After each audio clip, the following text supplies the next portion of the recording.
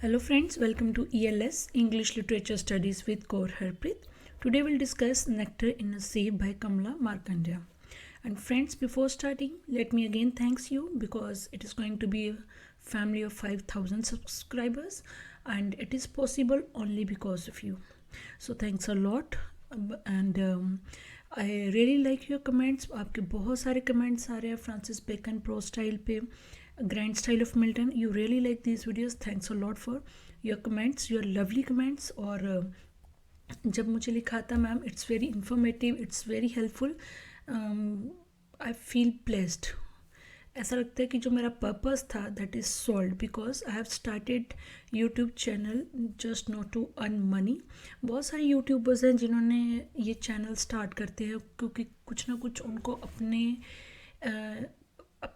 कुछ और उनको अपने आप में महसूस होता है कि हम ये कर सकते हैं हमें यहाँ पे पहुँचना है और हमें ये करना है राइट इतने साल जॉब करने के बाद 10-12 years के एक्सपीरियंस के जॉब करने के बाद I have to leave my job due to some circumstances I switched to be a homemaker no doubt being a good homemaker but कुछ ना कुछ मुझे वो चीज़ खलती थी right that is why I wanted to start a sort of business anything that जो मुझे वो satisfaction level they that yes I'm doing something home maker I know home maker तो अपने आप में अलग ड्यूटी है पर वो तो हमारी रिस्पॉन्सिबिलिटी है बीइंग अ वुमेन राइट तो that is why I started this YouTube channel and today I am here only because of you and friends thanks a lot for being a part of my journey I will really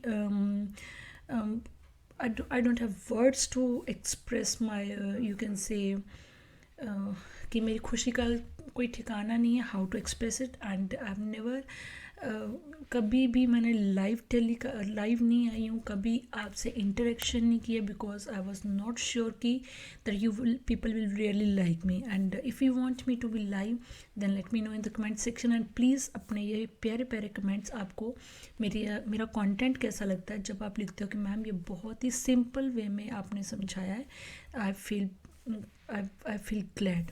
So without wasting any time, let's start today's topic that is Nectar in a Sea. Nectar in a Sea.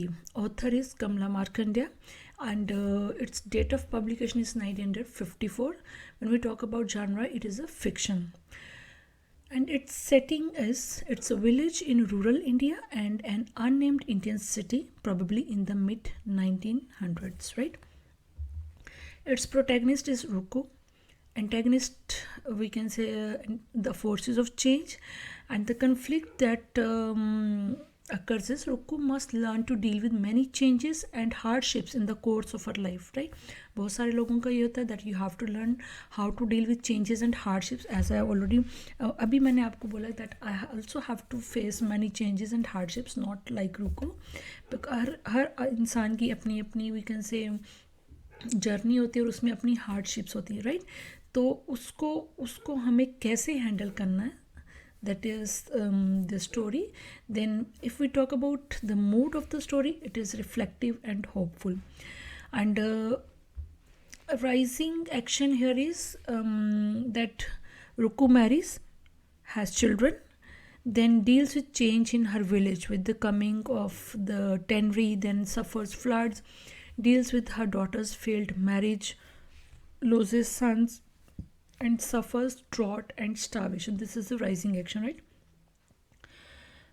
Climax. If we talk about climax, Ruku and her family lost their land, and she and her husband must leave the only life they have ever known. Rising action is I've already told. Falling action is Ruku and Nathan. They suffer further misfortune in the city and they decide to return to the village. Nathan dies before they can do so, but Ruku returns to her remaining children, right? Symbols are used here is the Tenri. Then we have fireworks, rain, water, rice, Ira's dowry, and themes which are discussed in this is hope, traditional values versus modernization, man versus nature, family, consequences of change, right? Now I would like to discuss a short summary. If you are interested you can continue. When we talk about this novel Point of view is first person. The story is told as a flashback from Ruku's perspective, right? The novel is told as a flashback, and Elri Ruku recalls the many events of her life. She begins with her wedding at 12 to a man she had never met.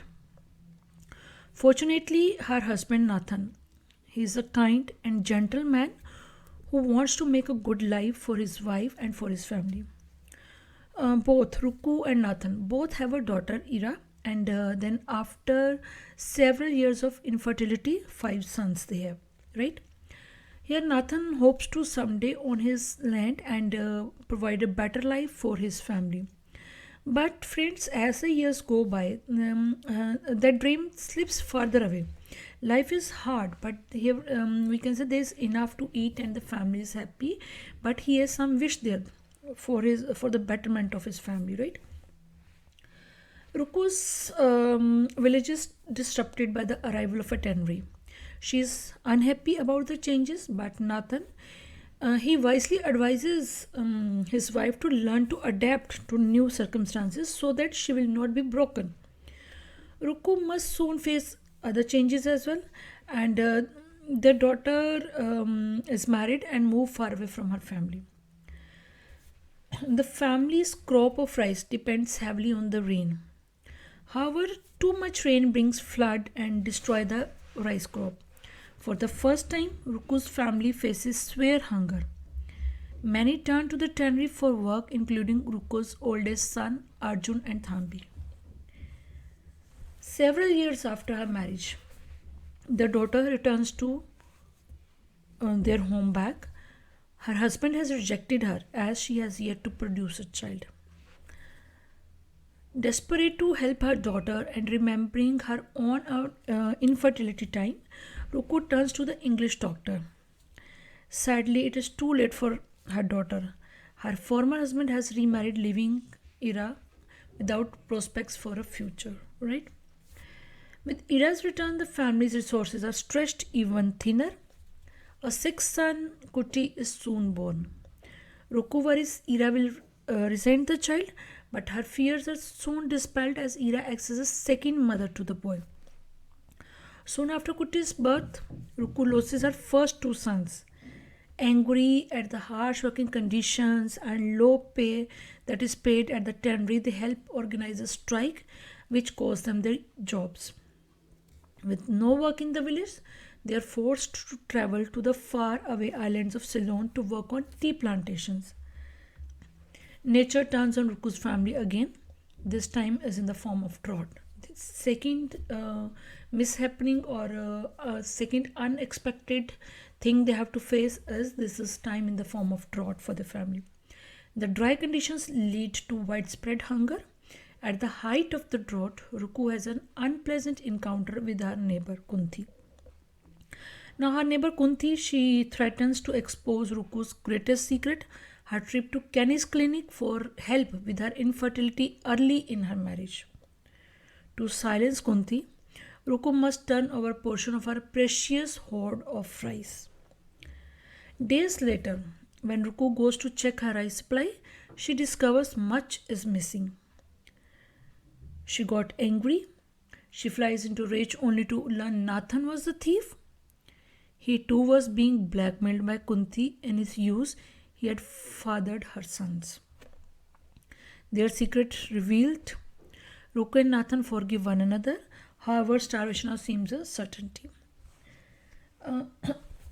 Ruku loses her son Raja to the tannery as well.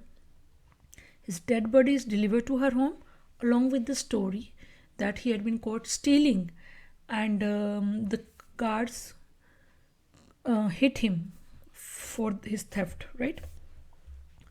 Although they doubt the truth of the story, parents Ruku and Nathan are powerless to fight against the tyranny. They can do nothing, though they know that this is the story that is told to them. They can't fight against them. The lack of food must affect Kuti, Ruku's youngest child. Desperate to save her brother, Ira uses her good looks to attract business as a prostitute among these tannery workers. The family wonders at Kuti's improvement. They do not realize Ira has secretly been feeding him. When Ruku attacks Ira in the night, she learns the truth about what her daughter is doing. Once again, Ruku is left to accept an unpleasant reality. Kuti's improvement is short lived, and Ruku soon faces the death of her second son. Now, Ira gives birth to a son, a child fathered by one of her clients. Despite his dubious parentage, Ira loves the boy and dotes on him. The village is not ready to accept the child. Not only is he the son of a prostitute, he is born an albino and unable to play in the sun like the other children. Ruku's son Selvam shows promise but lacks an occupation. He doesn't want to depend on the land and enjoy practicing reading and writing. Ruku, who has kept up a friendship with Kenny over the years, the doctor. Kenny, over the years, she has a friendship and asks Kenny to help her son. Kenny plans to train Selvam in medical care and enlists his help building a clinic for the village. Now, time and lack of money finally catch up with the family. Years behind in the land, um, we can say land dues. Years behind in the land dues, Nathan is informed they have only days to live the only life they have ever known. It is being sold to the tannery owners. Now, friends, it is decided that Nathan and Ruku will travel to live with their son Murugan, who has a job as a servant in the city. Selvam offers to care for his sister and her child as Ira is unwilling to take her son to a new place. She is not ready for that. So, Selvam agrees to take care of his sister and her child. Ruku and Nathan, they arrive in the city overwhelmed by its size. They find shelter, they find food at a temple, but learn the hard way that the temple is not entirely safe. Most of their money and possessions are stolen. After an unsuccessful attempt to find their son Murugan, they learn he has abandoned his wife and child and run away to another city. Again disheartened, both Ruku and Nathan decide to return to their village. Now, Ruku, she enlists the help of a street orphan named Puli to earn the money to get them back to the village. Although he has lost his finger due to leprosy, Puli proves to have a hopeful spirit to match Ruku's own. He adopts Ruku and Nathan and stays with them as they work in a rock quarry to earn money. One day during the monsoon, Nathan collapses in a rain-drenched ditch. He is carried back to the temple where he dies in Ruku's arms. Before he passes, he reminds Ruku he will live on through their children. And at the end, Ruku returns with Puli to the village. She reunites with her son and daughter and still looks to the future with hope.